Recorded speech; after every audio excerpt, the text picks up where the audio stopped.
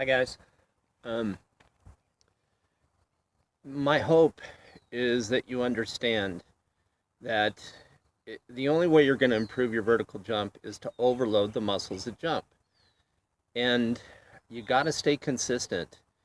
I kind of laugh sometimes when I hear these other coaches talking about conditioning 2 weeks before a season. That's not going to do anything. It's going to do nothing. All it's going to do is fatigue you. And so when we talk about we all want to jump higher, of course. And all the stuff that I show you are all things that I did. I did it 4 times a week.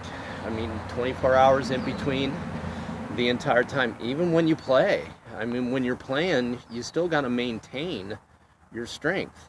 So you don't stop when you're playing. So when you're playing tournaments, playing matches and stuff, you still got to do things. Every sport does it. Baseball, football, basketball, everybody weight trains. They do stuff during the week, even in season. You may change the regimen in season, but you still got to keep doing things. If this is what you're going to do and you want to do it well, you got to work. I mean, it's not going to happen. You can improve your jump in one very easy way. Decrease the Earth's gravity and you'll jump higher. Good luck. It's not going to happen. So sometimes it's a case of just having time. Well, I don't have any time to do it. Well, you do. 20 minutes, 3 times a week is all you need. Well, I don't have a place to do it. Yes, you do. So I kind of was thinking today about keeping it simple, but something I used to do. Now, I grew up on the beach, so I could do this easier. When you change angles, you recruit muscle groups. You recruit different muscle groups.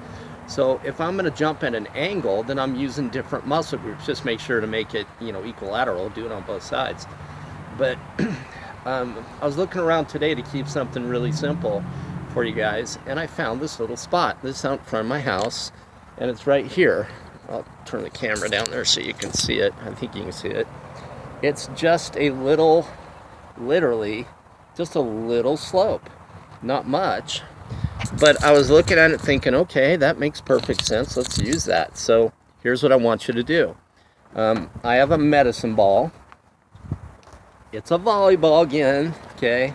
I'm a little bit old to be doing these kinds of things anymore. So all I'm going to do is find this little slope, and I'm just going to do a bunny hop. I'm going to start on the slope. Turn that down a little bit so you can see what I'm doing.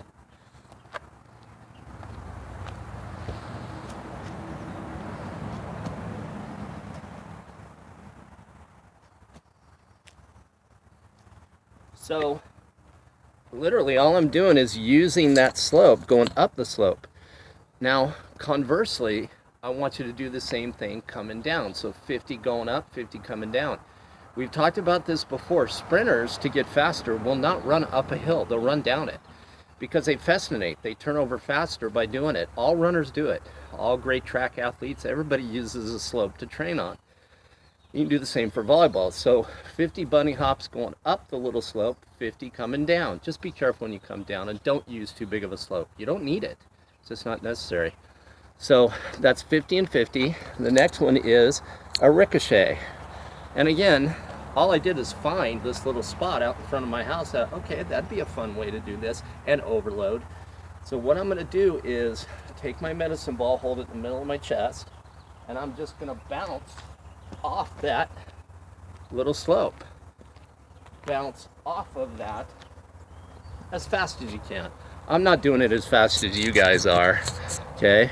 But by using that change in angle of that little tiny slope, I'm recruiting other muscle groups.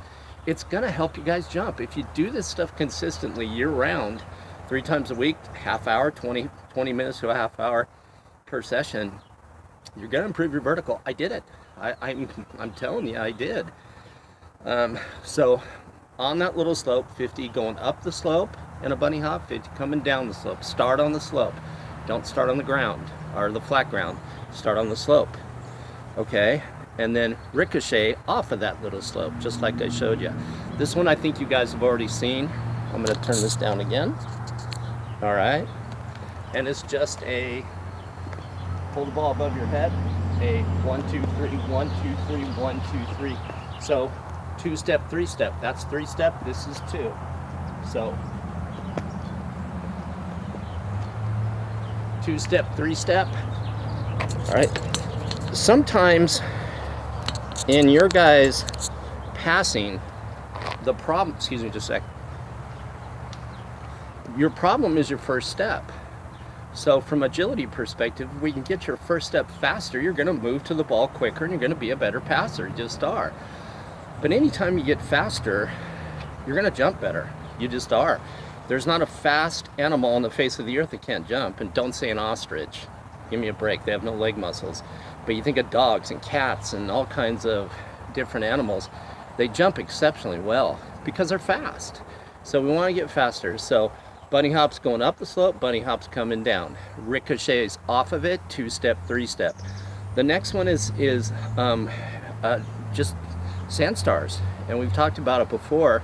That's where I'm going to stand in the middle of the court with the medicine ball, and I'm going to go touch all 6 spots. So I'm going to go touch left front, come back to the middle.